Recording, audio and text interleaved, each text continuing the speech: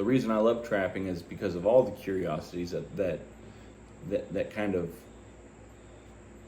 rain upon the trapping industry. Volume 4. Alexa, Volume 3.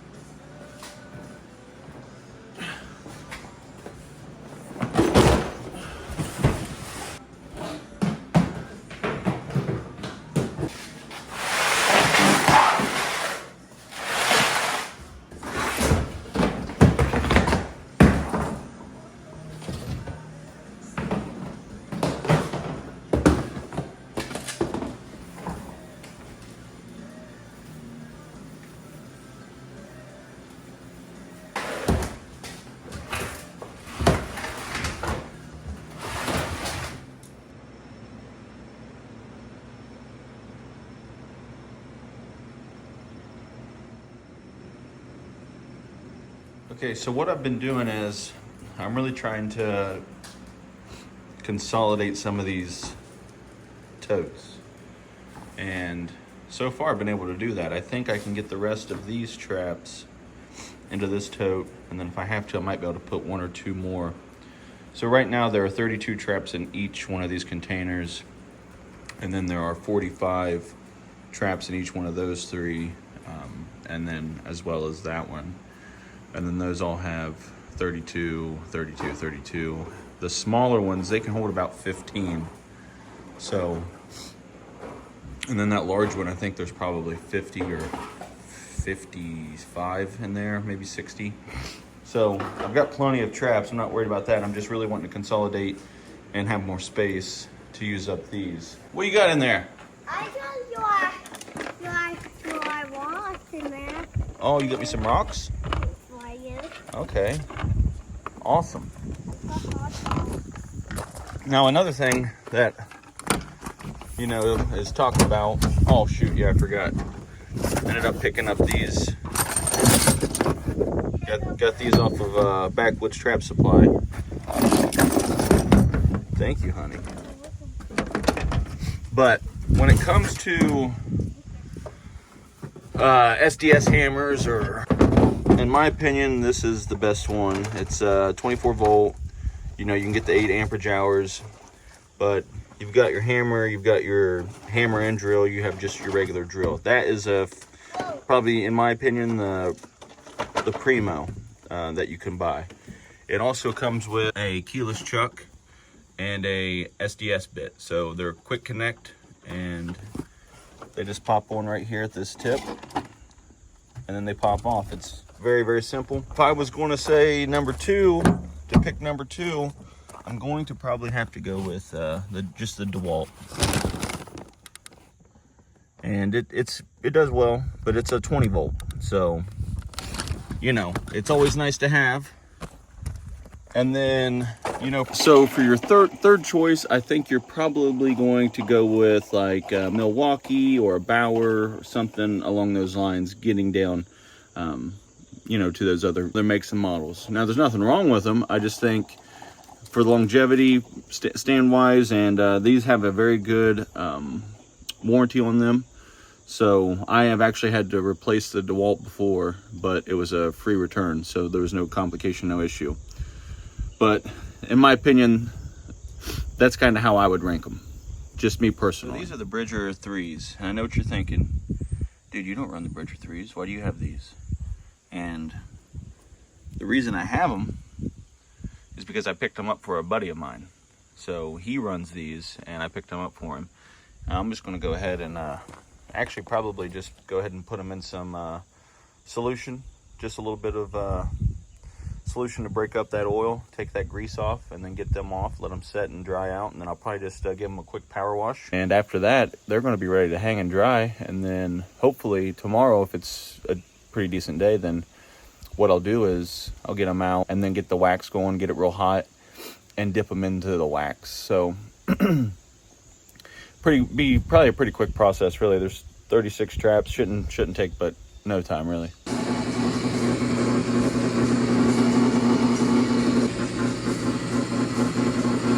It's the best way to go, in my opinion. You know the dogs love it. They just came out here and put that stick. Tossed a little bit of scent on these rocks. I'll transplant these during the season. Let's see if we can't get this strained off and mixed up. Got the dogs all excited.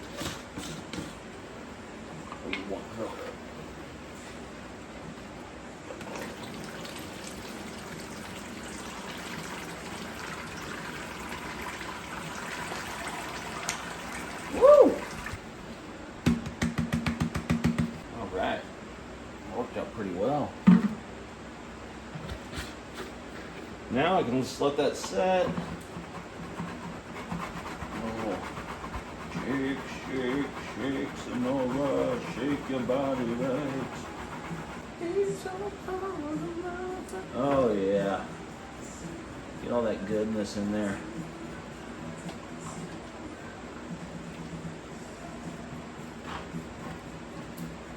I'm just trying to finish getting as much of this sludge out that I can get out.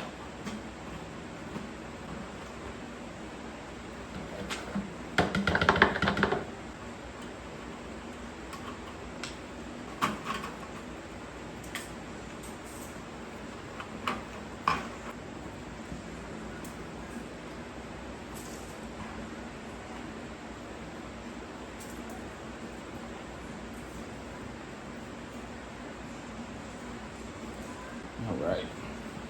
Now, as long as I don't jack this up. Oh, come on, baby.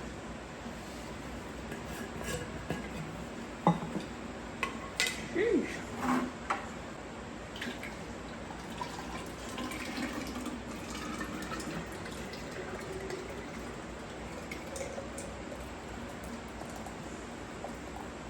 Oh no, not the salsa can. Gonna smell like Tostitos.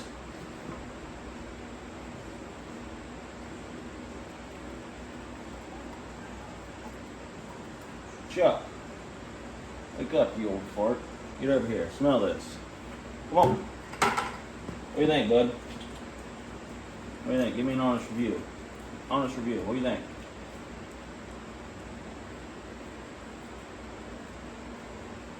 Oh, you like it? What do you think, babe? Don't want no part of that, huh? Oh, that smells like a coyote set. You've been caught one too many times, I think. I ain't fooling your ass. Not today, mofo. All right, we got her all finished up. Let's do it. So you might be thinking, like, what am I doing with these leftovers? So I made enough for what my base is and for how much I want to be able to make and get out. That just to, keep it simple on my end. I can make a good product, but I don't want to make so much that I'm just completely overwhelmed with just selling. I want to be out trapping. But anyways, with these 3 extras, so I might give one of these to a buddy that lives around here and let him see if he wants to try and make something out of this base. But I'll actually honestly use one of these just solo, so just the base itself, and run it. The other, either if I keep both of these, I will either try and make something different out of them or tweak something and then try a few different things.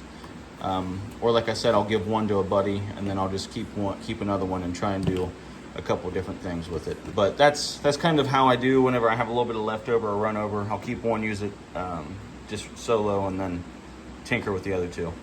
And I've been doing that, gosh, since 2015. So we'll see how these work out. So what got me into trapping? I guess I was just curious about trapping. I Didn't really know much about it. I knew the concept. I knew like kind of the practice just from my grandpa and uncle doing it, which I never was able to meet my uncle.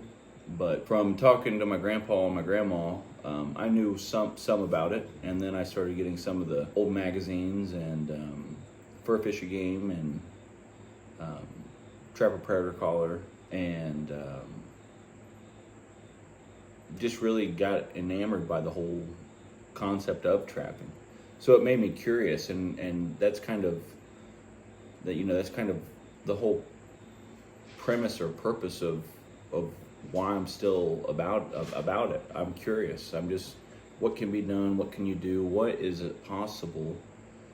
And the love I have for it, it's, I've heard guys talk about it before, like how much respect they have for an animal, or, how much they love the heritage and getting out and doing and, helping conservation and, helping landowners and, protecting livestock. That's something that's unmatched, in my opinion. It's something that I just cannot even describe to you. If I was in that situation, in any of those instances, the pride I would have or the joy I would have, because most people want to help. Most people want to do good. Most people want to give to their fellow man. And honestly, that's the way that it goes throughout the Bible. There is some conflicting interest in trapping, and that's the jealousy that goes with trapping. And it's a sick beast in itself, because it may not even linger in your mind, and then all of a sudden it pops out in the blink of an eye. It's crazy. It's crazy sometimes what the envy monster can do to you, or you want to get as many, or you want to get to this plateau with all these other guys. I don't think you should even worry about that. I don't even think you should chase that. I think you should just chase the man in the mirror. I think you should sit down and think about what it is you want to do and what it is you want to accomplish. And I think you should just hammer it down, man, and get out there, bust your ass, and take no prisoners. You're going to have bad days, you're going to have phenomenal days, you're going to have average days. It's all about you staying above the horrible days. Stay within the average and the phenomenal. If you can live in that little realm, you'll be fine, and you can withstand the daily hurdles, the hurdles that are going to come up, and throw a curveball in your day, just something that you don't even want to deal with, but you've been there before, you've done that, and all that curiosity is what really draws me to trapping. Whether it's trapping out of state, never did it before, went and did it. Blew the doors off, averaging 20 coyotes a day. People thought I was in Kansas. I wasn't in Kansas. I was in Oklahoma. So I just love how people think that I was out in Kansas. I wasn't. I was out in Oklahoma. And I was knocking their dicks in the dirt, dude. Me and my partner just out there hammering shit. That being said, the reason I love trapping is because of all the curiosities that kind of rain upon the trapping industry, whether that's lure and bait making, which that's what I'm doing now, and I love making lure and I love making bait.